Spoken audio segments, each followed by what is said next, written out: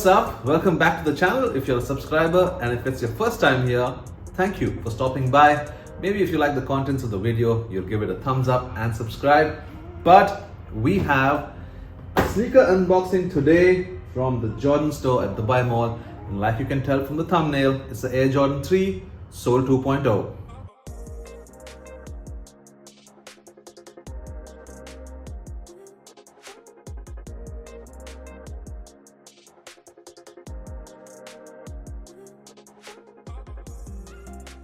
You know, funnily enough, when I went into the Jordan store at Dubai Mall, they also had the white cement 4s that had dropped at the same time with the Seoul 2.0s.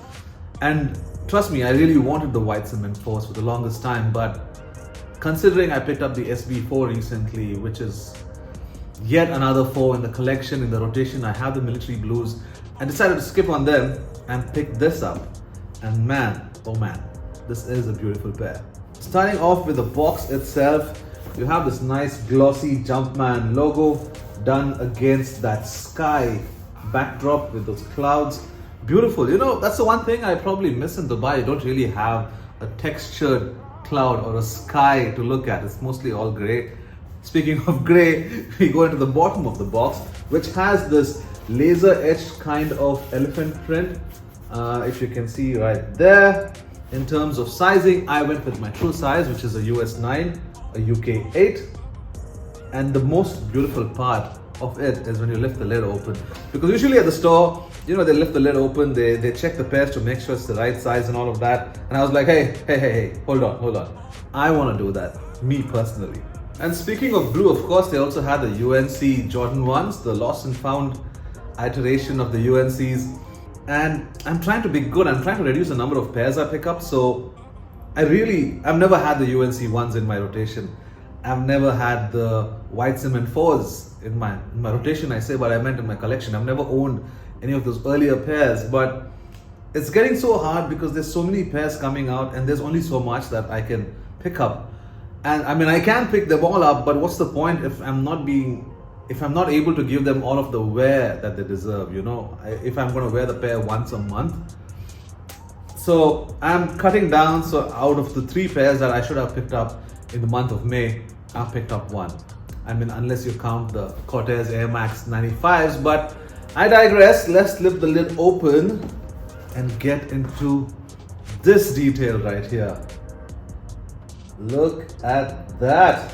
So yeah, I was like, you're gonna let me undo this ribbon because it's just so perfect. Speaking of, this ribbon is designed after the Chicago Bulls or Jordan's, the ribbing on his jersey, you know, the side piping that they have on the jerseys. And the pair, of course, the 1.0 Seoul Air Jordan 3 was dropped back in 2018, and that was to celebrate 30 years of the Air Jordan 3, which came out in 1988. And that was the same time that the Seoul Olympics happened. So, I mean, Jordan had nothing to do with it. It's just that the pair came out the same year that the Olympics happened in Seoul. And apparently, Michael Jordan won the dunk contest, but not in the Olympics. So, a lot of mismatch going on. But here you have the 2.0s. All right, so let's undo this ribbon. Shlabam! Look at that. Woo! Nice. This butter paper as well has so much of detailing on it, right? And a lot of Korean text running through it. Again, you can see that it's very Olympics inspired. So let's shift that to the side. And then this one to the side to reveal the individually wrapped sneakers. Now, Jordan Brand's been doing this a lot lately. I think the brick by brick and also the SB4 navies were individually wrapped. And I like that because if there's any staining or any cross-contamination of materials rubbing off on fabrics, it avoids it, right? It keeps the pairs really clean and nice, and I appreciate that. We're gonna start off by unwrapping one pair, and I love how they've just completely wrapped it up like a sandwich. Man, I haven't had lunch, and that's just kicking up my cravings. Oh man, wow. Nicely tucked in, look at that, so nicely tucked in and packed. Bam! There you have it, the Air Jordan 3 Seoul 2.0. You know what? I haven't been sniffing my pairs. Not like it's a requirement, but hey, I don't know. With an Air Jordan 3, I usually love the smell of Air Jordan 1s though.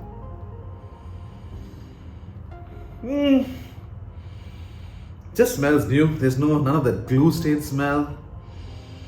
But anyway, let's get into the details of this sneaker. I love how they've also protected the heel tab with this cardboard cutout. But yeah, that's a nice touch. I don't think any of my earlier pairs had them protected, although I haven't really picked up any 3s in a long time. But starting off at the heel, you have that infamous Nike Air done right there in black, going over to the sides. Now the upper is not really white, it's more of a sail or an off-white cream colored upper. The leather though, so soft. Just look at that. This is what made me pick this pair over the 4s. I know it's a very divisive thing. I mean, a lot of people are not a fan of this midsole color, the aging as they call it. But doing a bit of research, I found out that there's some bit of relevance or story to it. Like the Koreans have this cardinal color or this balancing kind of a thing. I don't know what the term for it is, but they call it Obangsaek, if I'm pronouncing it right.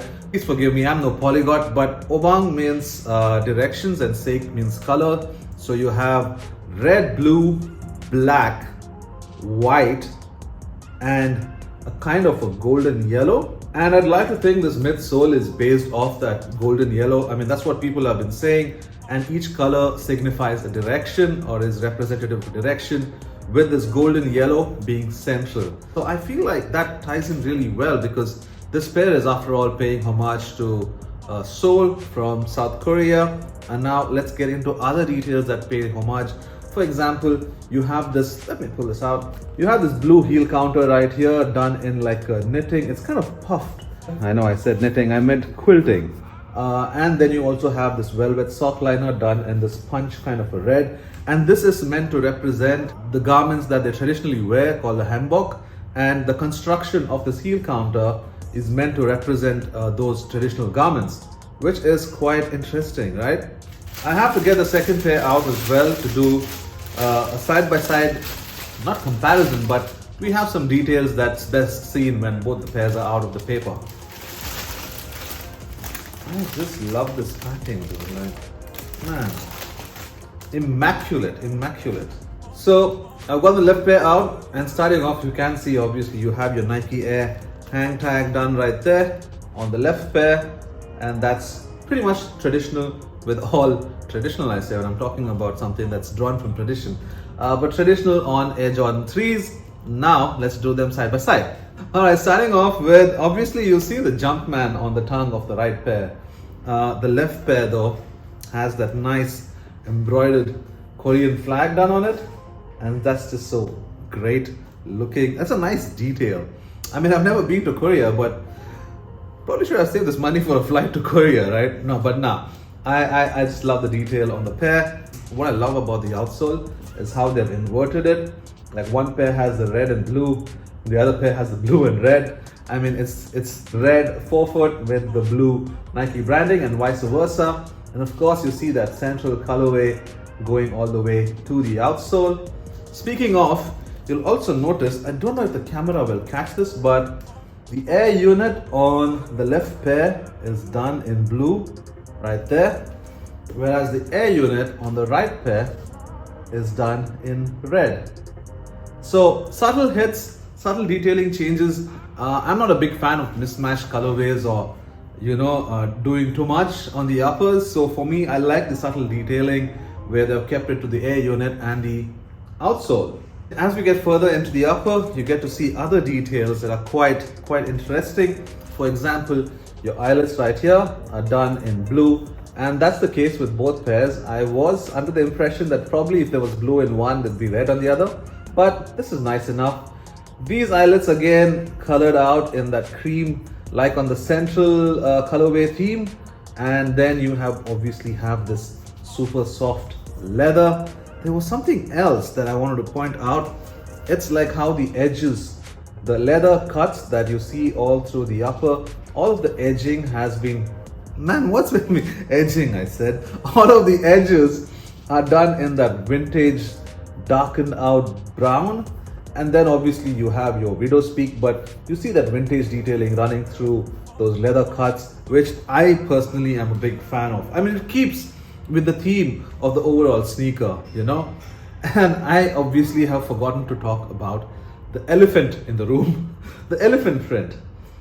On the toe guard as well as on the heel, you have that elephant print done in a nice shaggy suede, and the print, you know, the lines are done in that very golden brown, or keeping with this colorway. You see the elephant print done. It looks like it's been laser etched into the shaggy suede, and that again is a very nice subtle detail that I love on this pair.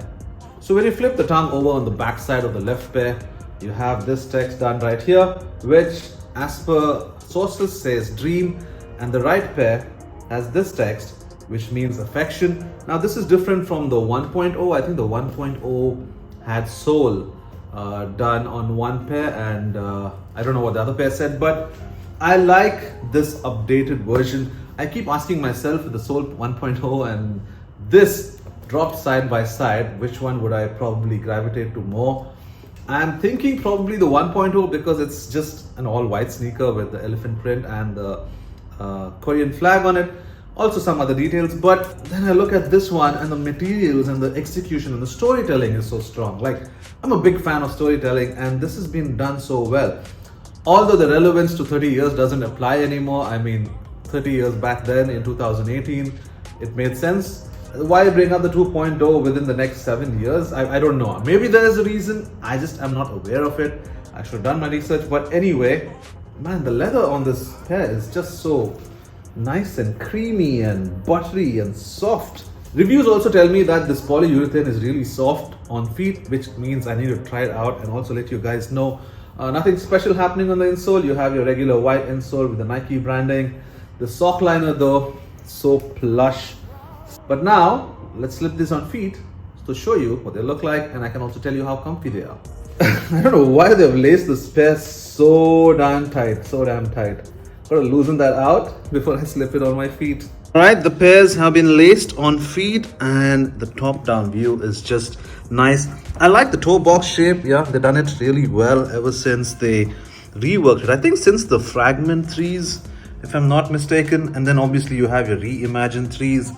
But this is the top down look on the pair. Oh man, it's so beautiful.